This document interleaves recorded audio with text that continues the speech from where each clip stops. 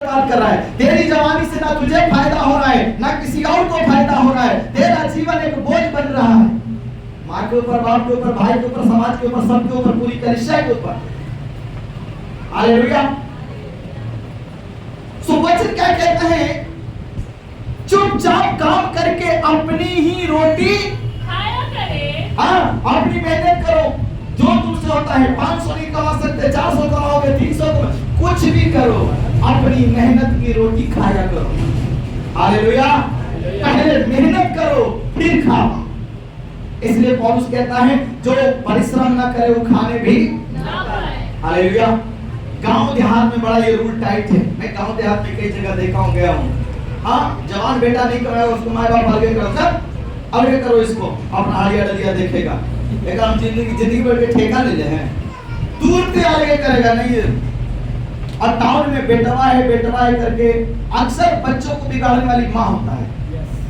बाप थोड़ा टाइट विचार का होता है। हालेलुया। माँ थोड़ा कोमल विचार का होता है। माँ है मीठा जहर और बाप है खारा एकदम लाठी। बोलेगा तो चोट लगेगा, मगर वो जो बोल रहा है वो आपके जीवन के फायदे के लिए, समझ जाओ। बाप का बोली तुम्हें कड़वा लगेगा, मगर वो तुम्हारे फायदे के लिए।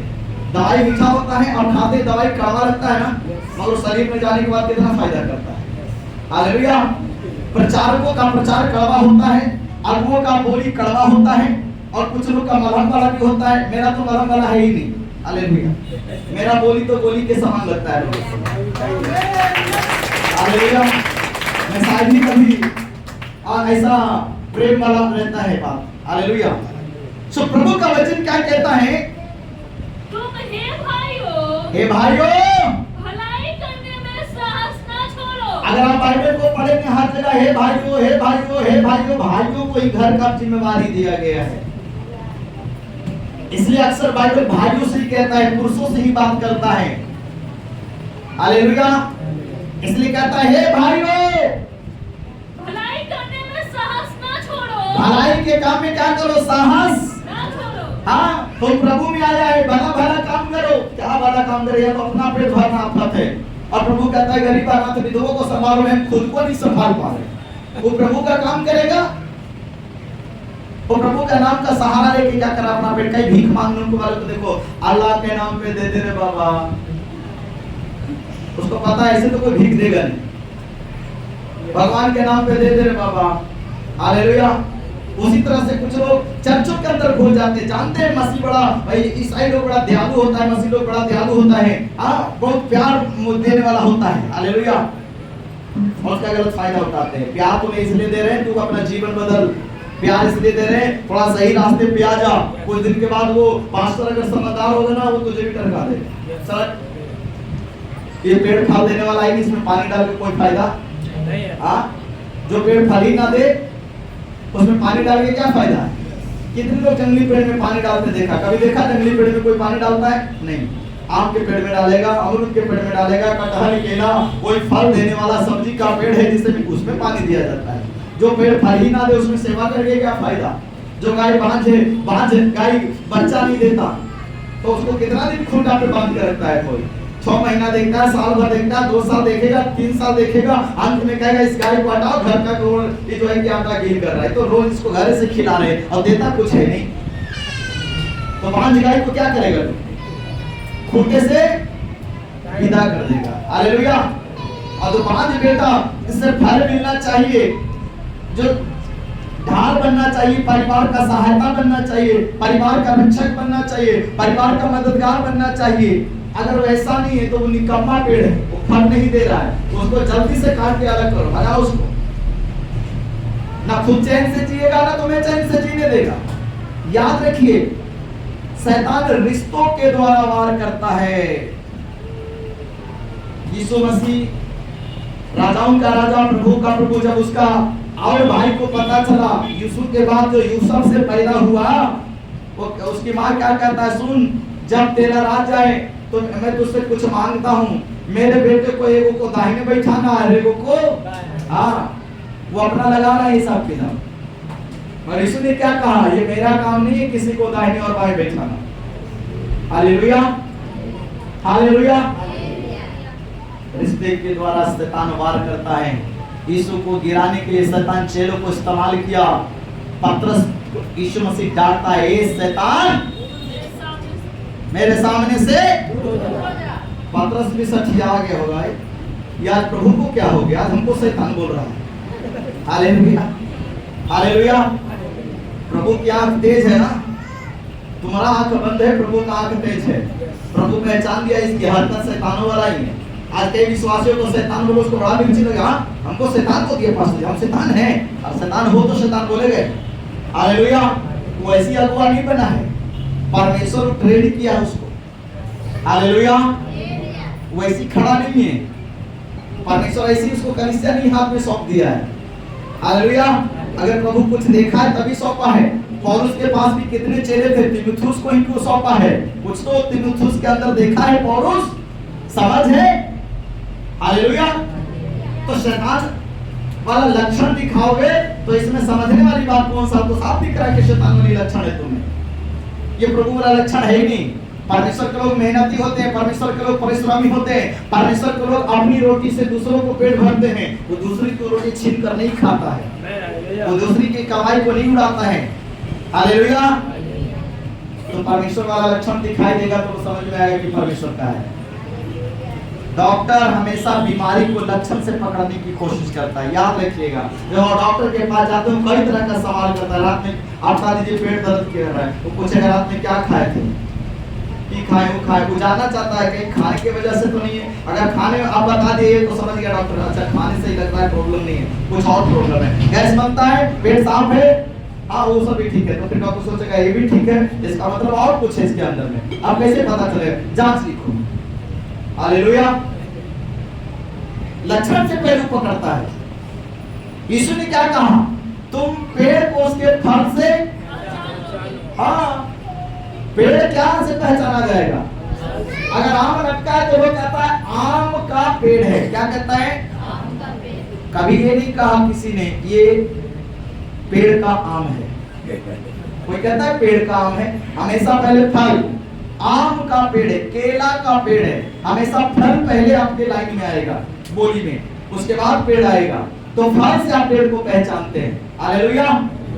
निकम्मा कहे कि हम कमासु थे, तो देखिए ना एक दिन भर काम करने में कितना बिजी है, ताश खेलने में, जुआ खेलने में, दारू पीने में, हलचल मचाने में, और क्या काम बड़ा कमासु थे। हालेलुया। सुनो वचन क्या कहता है,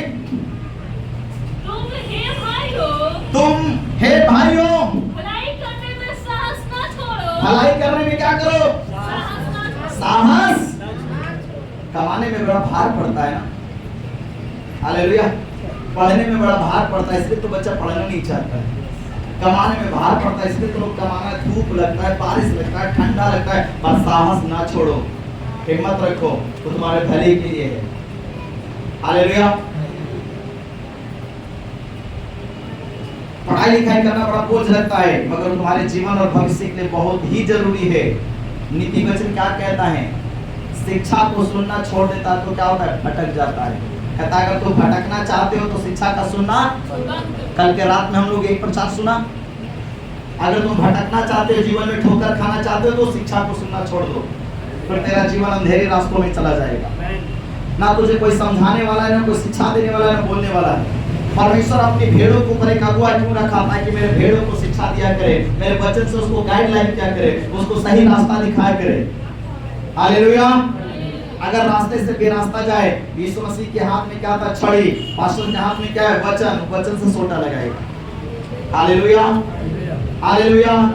बोले यीशु प्रभु की जय। नीति वचन कहता है जो अपने बेटे पे छड़ी नहीं चलाता वो अपने बेटे का बैरी है, और जो अगुआ कलीसिया में छड़ी नहीं चलाएगा विश्वासियों पे, तो विश्वासियों का नाश करने वाला है। हालेलुया। विश्वासियों का मुंह देखा प्रचार ना करो, जो परमेश्वर तुझे वचन देता वही प्रचार करो। हालेलुया। किसी को कड़वा लगता है लगे, मीठा लगता है लगे, आना है आए, जाना है जाए, व्यर्थ विश्वासियों की सेवा करके कोई फायदा नहीं। निकम्मा पेड़ का पानी देके कोई फायदा नहीं। यीशु ने पेड़ का दृष्टांत दिया। एक माली को कहता है मैं कई सालों से इसमें फल ढूंढ रहा हूँ, इसमें फल नहीं दिखता है, इसको काट के हटाओ। वो कहता है मालिक अभी पे रह दीजिए, खाना इसमें खाद पानी डालेंगे, अगर अगले साल फल देता है तो ठीक हुआ, मैं काट के तो एक साल और तुम्हारा इंतजार करेगा। अगर फिर भी फल नहीं दिए तो तुम्हें पानी और खाद डालना व्यर्थ है, उस जड़ को काट के हटाओ, क्यों बेकार में जगह छेका है। हालेलुया, हालेलुया, बोले यीशु प्रभु की जय। जो असली प्रभु विश्वासी लाएगा ना, जो सच में विश्वासी होगा वो टिकेगा, और जो नकली होगा वो उखड़ के जाएगा। Hallelujah, hallelujah.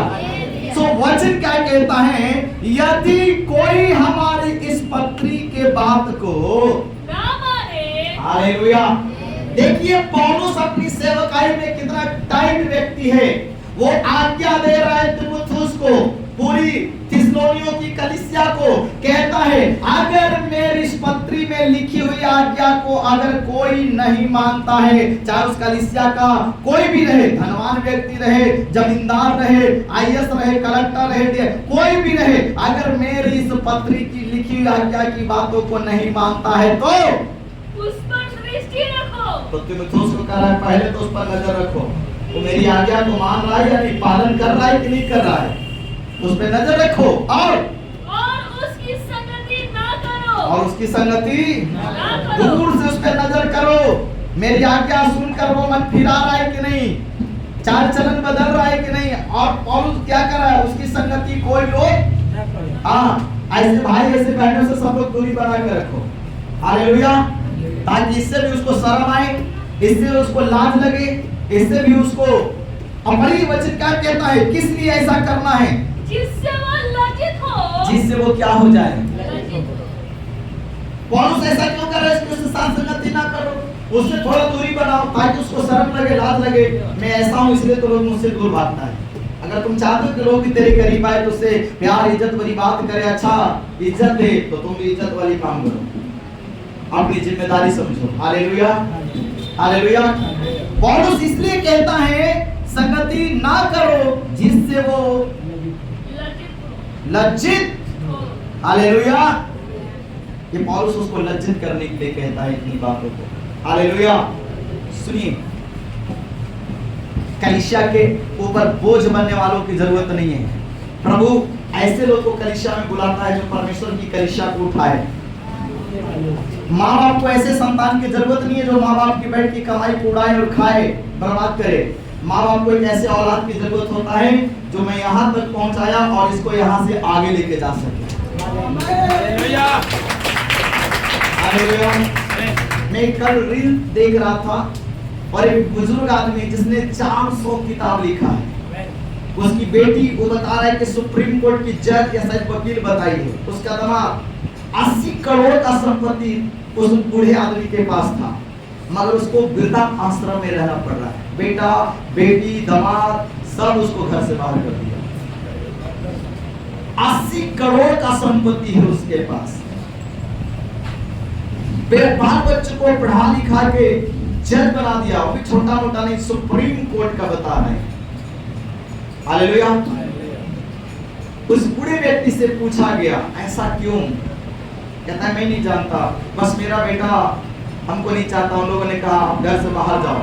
बेटी कहता है कोई मतलब नहीं, सब अपनी अपनी दुनिया में मगन है। जिसने 400 किताब लिखा है, जिसके पास 80 करोड़ संपत्ति है, उसकी औलाद बताओ उसको कहाँ छोड़ के आ रहा है, छोड़ दिया है।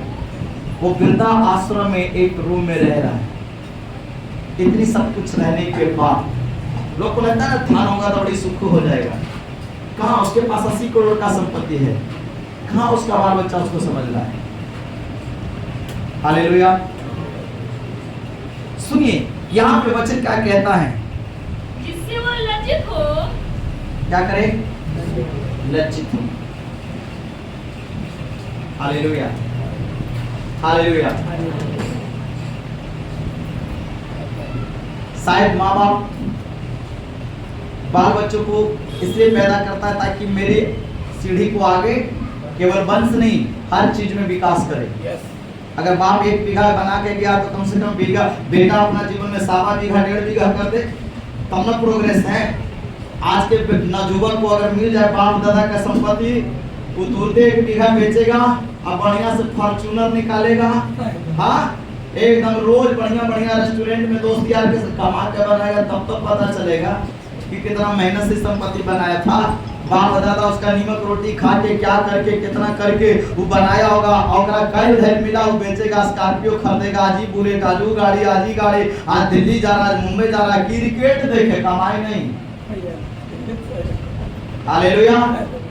बाप दादा का बनाया हुआ चीज मिला उसको क्या पता है। इसलिए कभी कभी माँ बाप बुलाना देता है, जिस दिन करोगे उस दिन पता चलेगा। अभी बाप को होटल में खा रहे हो तो समझ में नहीं आ रहा। हालेलुया। सुनिए, माँ बाप को बच्चों के प्रति थोड़ा टाइट रहना जरूरी है। उसके नखरे सहो मगर ज्यादा भी मत सहो, वो बिगड़ जाए। नीति वचन कहता है जो अपने बेटे पे सोटे नहीं चलाता, छड़ी नहीं चलाता, उसका बैरी है। जरूरत पड़ने पे प्यार दो, और प्यार से बात ना बने तो उसको, ये मैं नहीं कहता हूं, ये मेरे मन की इच्छा की बात नहीं है, ये परमेश्वर का वचन कहता है।